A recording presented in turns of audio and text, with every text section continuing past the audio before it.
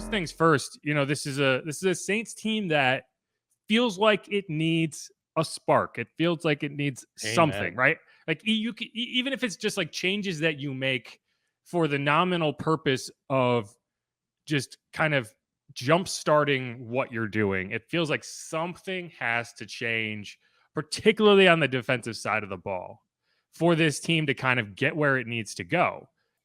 And so, who would you want to do that other than Demario Davis, the master motivator himself, right? Like he's a professional motivation giver.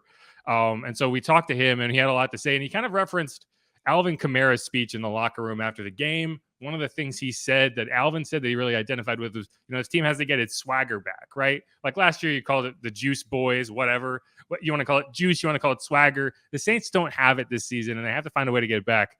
And so, enter Demario Davis. He gets asked the question about soul searching, and he says, "Do you want me to preach?" And everyone says, "Yes." And Right. so here's what he had to say.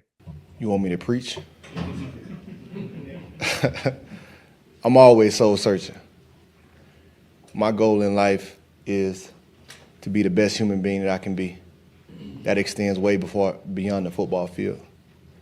I love the game of football because it presents every life lesson that you can ever have.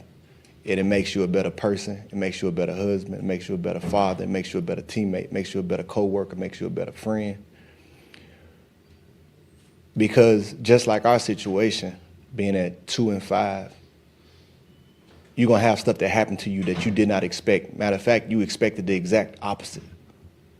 And what are you going to do when that moment happens? And you have to do your soul searching before that moment happens. Because if you're not prepared when the rain comes, it's too late. And it's certain people that's built for moments like this. And there's certain people that get excited for moments like this. Because when it's dark outside, somebody has to be the hope to remind people that the sun gonna come back out. That's all I got, people. Mic drop.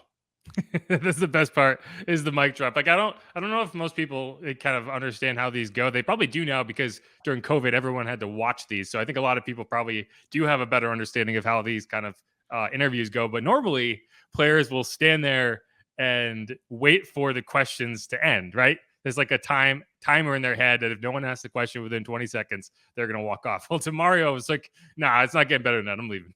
Yeah, I'm done. Do you think he rehearsed that? That's my question. I don't know. I feel like he definitely is a guy that speaks from the heart.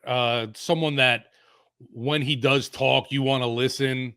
And I just feel like anytime he's speaking, you're kind of like leaning in to just, soak in everything he's saying. If it was rehearsed, well done. If not, the same. I just think that this team definitely hasn't had that swagger this year. And I know a lot of people want to point to the fact a big piece missing. They got rid of one of their swagger pieces in a CJ Gardner-Johnson, but one person isn't going to make that huge of a difference. I feel like there's been way more issues than that kind of fiery personality not being around. No, I mean there's a lot more. There's a lot more that you need to get to than just saying, okay, CJ's not here, they can't get it done. Like there's energy that isn't in the room that they need to find a way to generate. You need to manufacture it. And I don't know whether that's, partly on the coaching staff, partly on the team leadership. But it did kind of that speech kind of did feel like, if you remember the scene in Avengers Endgame, where Captain America's doing his thing, and then like Paul Rudd and Rocket, like he says, he's pretty good at that. Oh yeah, he's pretty good at that.